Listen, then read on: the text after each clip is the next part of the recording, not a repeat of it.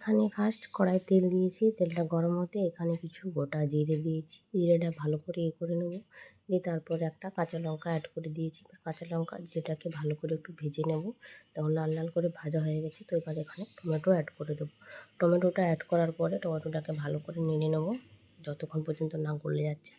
আর টমেটোটা গলার জন্য তো এখানে একটু সামান্য পরিমাণে লবণও অ্যাড করে দেবো। লবণটা অ্যাড করলে খুব ভালো, টমেটোটা তাড়াতাড়ি গলে যায়। দেখো কত সুন্দর পেঁয়াজটা কালার এসেছে একটা। একটু লবণ অ্যাড করে ভালো করে নেড়ে নেবো। দেখো ছোটোবেলায় দেখতাম মা কত সুন্দর করে রান্না করতো, তাই ভাবলাম মায়ের মতো একটু রান্না করি, কিন্তু রান্না করতে পারি না। আমি যেদিন রান্না করি রান্নাটা নাকি খুব খারাপ হয়ে যায়। তাই ভাবলাম আজকে চেষ্টা করি যাতে রান্নাটা একটু ভালো হয়। কোনদিন ঝাল বেশি, কোনদিন নুন বেশি, এই করে আমার রান্নাটা খুব খারাপ হয়ে যায়। তো এখানে কিছু বেটে রাখা মশলা দিয়ে দিলাম।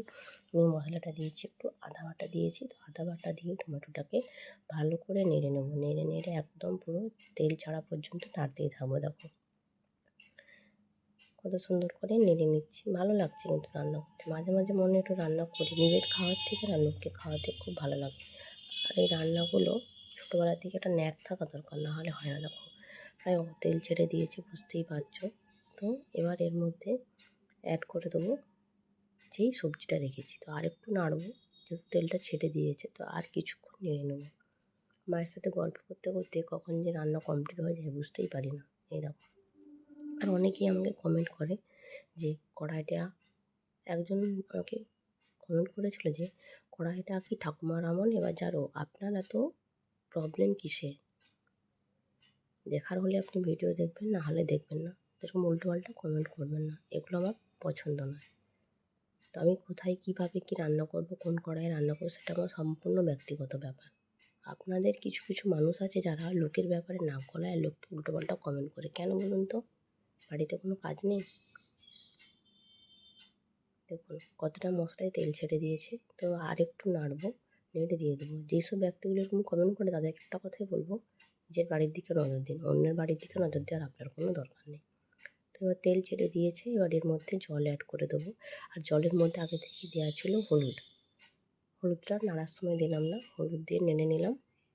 এবার এর মধ্যে হলুদটাকে ভালো করে মিশিয়ে দেবো, যেহেতু জলে গুলিয়ে দিয়েছি। তো এবার জলে হলুদটা মেশানো হয়ে গেলে তার মধ্যে এবার অ্যাড করে দেবো, কী বলো তো? গেস কর, বলছি, লঙ্কা গুঁড়ো। দেখো কত সুন্দর একটা কালার এসে গেছে। এটা দেখতে কত সুন্দর লাগছে, পুরো একদম টেস্টি টেস্টি। মাঝে মধ্যে টেস্টি খাওয়াটাও দরকার, খুব হেলথ, শরীরের পক্ষে ভালো। দেখো পুরো জলটাই মরে গেছে। দিয়ে এর মধ্যে আগে থেকে সেদ্ধ করে রাখা কফি, ক্যাপসিকাম আর আলু দেওয়া আছে, ভালো করে নেড়ে নেবো। নেড়ে নিলেই প্রায় রান্না কমপ্লিট। দেখো ভালো করে সবজিটা দিয়ে মিশিয়ে দেবো। যেহেতু এখানে কাঁচা লঙ্কা বাটা দেওয়া আছে, তো আমি গুঁড়ো লঙ্কা দিলাম না। তোমরা যদি চাও মনে করে দিতে পারো। এইভাবে সাদামাটা কফির তরকারি খেয়ে দেখো, খুব ভালো লাগবে। বেশ একটু ভাজা ভাজা টাইপের আর একটু সেদ্ধ সেদ্ধ টাইপের। সবসময় স্পাইসিটা ভালো লাগে না। তো দেখো তোমাদের সাথে গল্প করতে করতে প্রায় কফিটা কষানোও হয়ে গেছে। দেখো কত সুন্দর লাগছে দেখতে, আমার তো খুব ভালো লাগছে। তোমাদের যদি ভালো লাগে অবশ্যই এইভাবে একবার বানিয়ে খেতে পারো। এই দেখো কফিটা কষানো হয়ে গেছে, আর একটু টাইম লাগলে কফিটা প্রায় কমপ্লিট। মা এইভাবে ছোটোবেলায় রান্না করতো। আমার এক বান্ধবীও খুব সুন্দর রান্না করে, তাকেও একদিন নিয়ে আসবো তোমাদের সামনে। কত সুন্দর করে রান্না হচ্ছে, আর এইভাবে রান্না করতে ভালোও লাগে। রান্না করতে করতে সময়টাও কেটে যায়। দেখো এবার এখানে আমরা অ্যাড করে দেবো সামান্য পরিমাণে জল।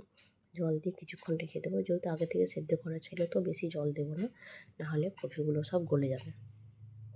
দেখো জল দিয়ে একটু মিশিয়ে দেবো, দিয়ে কিছুক্ষণ এটাকে ঢাকা দিয়ে রেখে দেবো। দেখো তারপর ধনেপাতা দিয়ে দিয়েছি। এবার প্রায় রান্না কমপ্লিট। এবার আমরা নামিয়ে নেব রান্নাটা, দিয়ে গরম গরম রেডি করে দেবো। ওপর থেকে একটু হালকা করে নুন ছড়িয়ে দিলাম, আর একটু লঙ্কা গুঁড়ো, জিরে গুঁড়ো।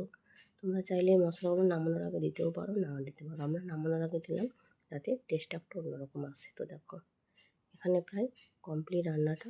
তো এবার আমরা এটাকে নামিয়ে দেবো, রেডি টু সার্ভ। চলো হয়ে গেছে। দেখো কত সুন্দর লাগছে। এবার গরম গরম ভাত দিয়ে খেয়ে ফেলি। তোমরা ভিডিওটা দেখো। Tata bye.